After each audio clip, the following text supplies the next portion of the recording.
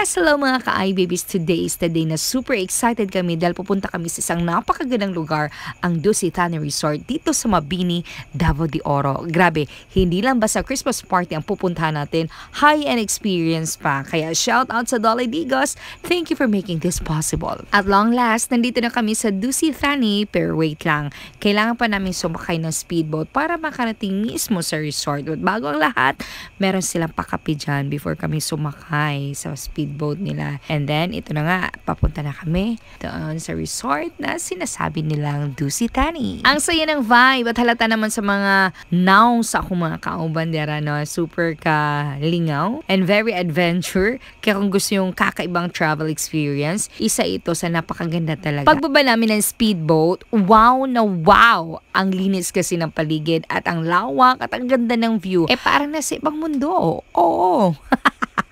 But anyway, sinalubong kami ng staff na sobrang friendly at warm. Welcome to the Dusi Thani Lubi Plantation Resort, Calgawal, ma'am. Thank you so much. Matud pa, ang Dusi Thani ay sikat hindi lang dito sa Pilipinas, kundi worldwide. Did you know? Itong resort na ito ay parang luxury chain na nanggaling pa sa Thailand with branches all over the world. Kaya kung gusto mo ng world-class experience, dito na sa Dusi Thani talaga.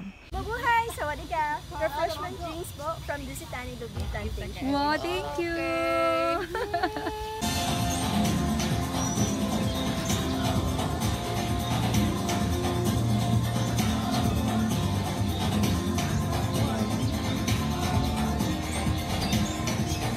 Tiyaw mo na, doon na sila mga pasayo dira na site.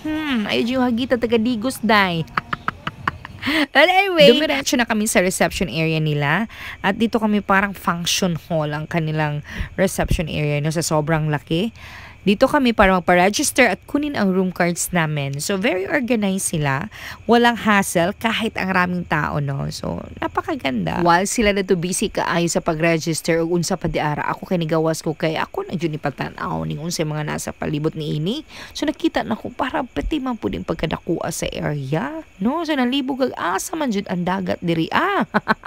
At yun na nga, after magpa-register, hindi na namin kailangan maglakad papunta ng rooms. Oo, dahil meron silang mobile cart service. Napaka-convenient and fun din kasi. Parang mini tour habang bumibiyahe ka sa resort. Kahit hiwalay kami ng mga rooms, 3 person lang kasi per room. So, okay lang kasi nakaka-excite rin naman kahit papano kaya para makalaag-laag po sa mga ubang rooms, no? And speaking of room, oh my God, guys, pagpasok pala nun, parang gusto ko nang tumira dito. Oh, sobrang ganda. Ay, murag yung soldado sa Dusi Thani. Grabe yung maka-advertise. But anyway, sa experience lang man po nato nino. So, nindot manggit kay tinuora. Yung bed, ang lambot, yung facilities kompleto, at yung bathroom nila, parang pang 5-star hotel. Oo, murag atong 5-star hotel. And there's more. Aduna sila yung balcony. So, nindot ka ay di ara, sa gawas, wal patambay-tambay ka dalag maadlaw. After na mahabang biyahe at tour, syempre, pahinga muna tayo saglit kasi nga, Christmas party namin pagkagabi niya. So, can't wait na makita kung gaano kaganda ang hinanda nila para sa amin na Christmas party. Pagdating namin sa venue, ibang level ang ganda. Bumungad ay ang kanilang restaurant na sobrang social at cozy. At doon mismo sa isang bahagi ng restaurant, nag-rent kami ng room para sa aming Christmas party. Pagpasok namin, wow na wow! Ang ganda ng mga participants ng DTC sa kanilang Hawaiian attire. Feel na feel ang vibes, colorful, vibrant, and sobrang festive.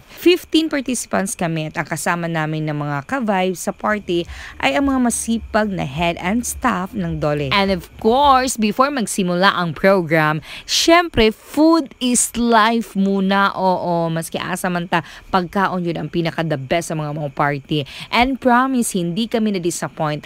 Ang sarap ng pagkain nila mga ka-iBabies. Pinoy na Pinoy ang lasa. At saka variety ang food na kanilang hinanda. Dishes, desserts, and drinks na napaka-sarap. Well, everyone is busy na sa pagkuha sa ilang mga food. Lahat kami super nag-enjoy habang kumakain. Para sa quality ng food, check na check sa Dusi Thani. At eto na nga, nagsimula na ang Christmas party program with a warm welcome mula sa aming ever-supportive Regional Director ng Dole 11, Attorney Pinsoy. At syempre, hindi pwedeng hindi banggitin ang konting report mula sa aking crush ay mula kay Ma'am Harley, isa sa mga napakagaling na officer ng Dolly. Ang dedikasyon nila sa bout activity ay ibang level. So maraming salamat sa lahat-lahat. And of course, hindi mawawala ang mga palaro at kantahan. Sobrang saya ng mga games. Tawa lang kami ng tawa dito habang todo bigay lahat sa pag-participate at bonus pa yung kantahan na parang mini concert ang labanan dahil may mga hidden talent ang bawat isa. Kung kaya naman, sobrang na-enjoy lahat kami dito. At ito pa ang pinaka-exciting na part. Congratulations! You won 7,000 pesos. Okay?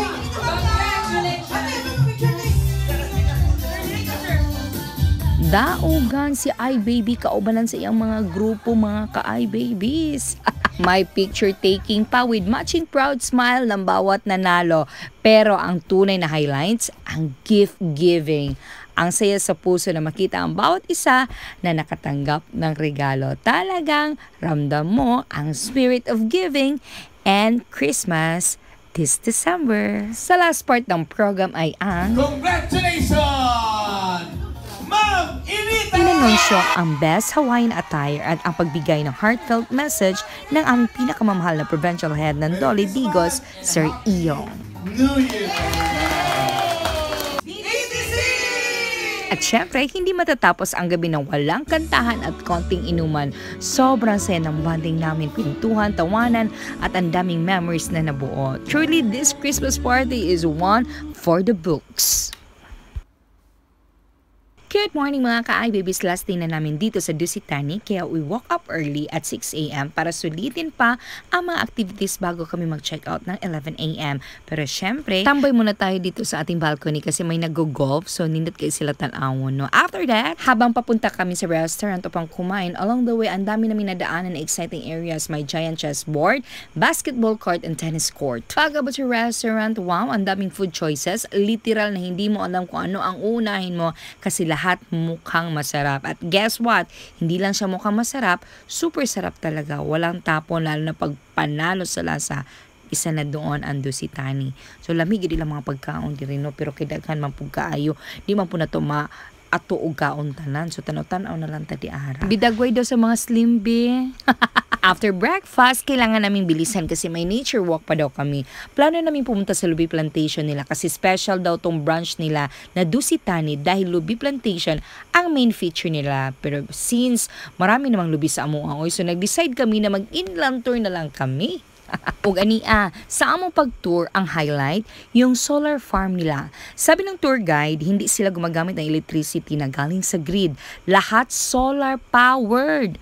Nakakamangha, 'di ba? Kasi super organized at lahat ng wires daw naka-install sa ground para ang linis tignan ng kanilang area. At eto pa mga ka-iBabies, meron silang church for weddings. Whether gusto mo mag-beach wedding, garden wedding, or church wedding, dito pwede mong gawin kahit anong wedding na gusto mo. Syempre, next stop natin mga ka-iBabies, ang swimming pool. Sobrang linis ng swimming pool at ang ganda ng location kasi malapit lang siya sa dagat. And speaking of dagat, ang linis ng tubig mga ka-iBabies at napaka-relaxing panoorin.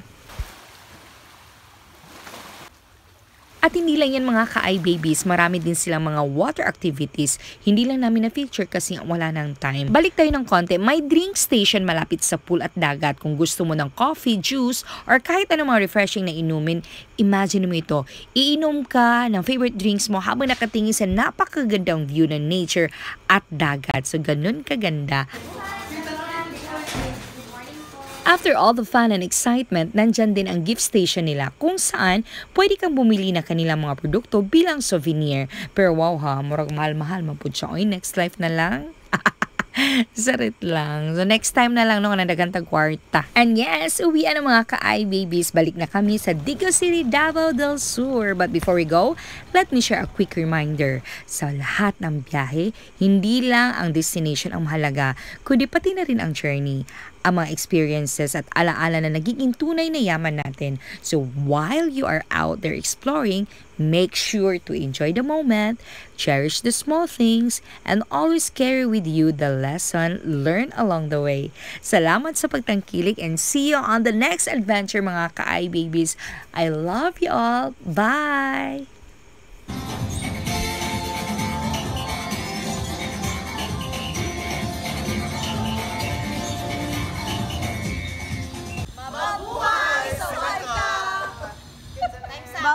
Buhay!